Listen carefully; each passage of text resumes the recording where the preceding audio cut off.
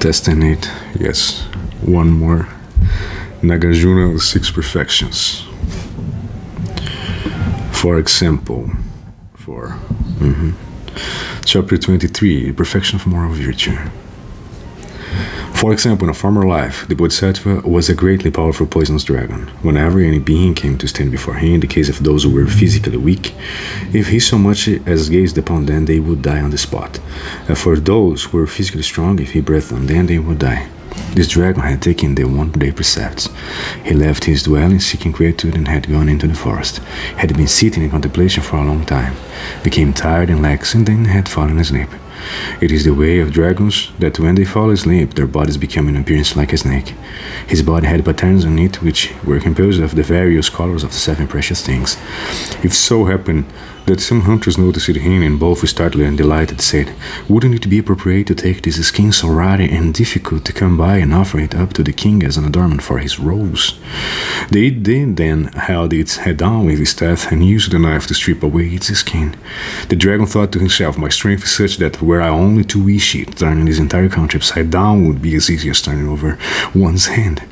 These people are but little creatures. How could they be able to put me in difficult straits? Because I'm now beholding the precepts, I shall relinquish all regard for his body. I should just follow along with the instructions of the Buddha." And so he remained patient while the dragon was going on. While this was going on, kept his eyes closed and refrained from gazing upon them.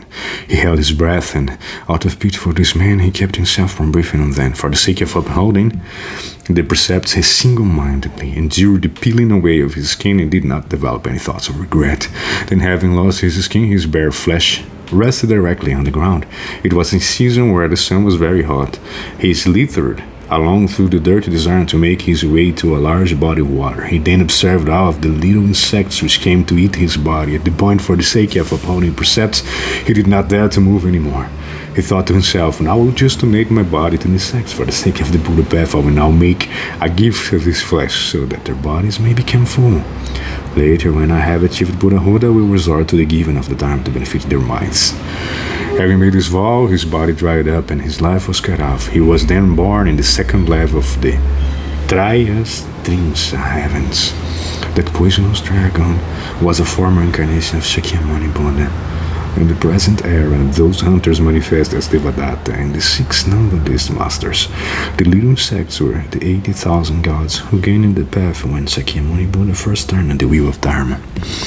The Bodhisattvas guarded the precepts, not sparing even on physical life in doing so. He is decisive, and this has no regrets. When his endeavors are this sort, this constitutes Sila Paramita. Then again, he observes the precepts. The Bodhisattva makes a great vow for the sake of the Buddha path. "I will certainly bring beings across to liberation. We will not seek the pleasures of these or later lives. We will not do it for the sake of fame or the dharmas of an empty reputation. I will not do it for the sake of seeking an early nirvana for myself. I will do it solely for the sake of beings who are submerged into the long, continuing flow of the river of cyclic existence, who are cheated by their afflictions, who are deceived by their own illusion. I will bring them across to liberation, causing them to reach the other shore. He single-mindedly in observance of the moral precepts and is consequently reborn in a good place. Through rebirth in a good place, he meets good people. Through meeting good people, he develops wisdom. By developing wisdom, he succeeds in practicing 6 paramitas. Because he succeeds in practicing of 6 paramitas, he gains realization of the Buddha path. When one holds the moral precepts in this manner, in this which constitutes Sila Paramita.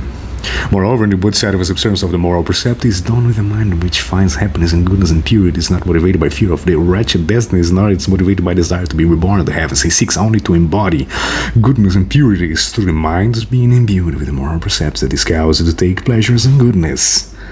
Is this which constitutes Sila Paramita.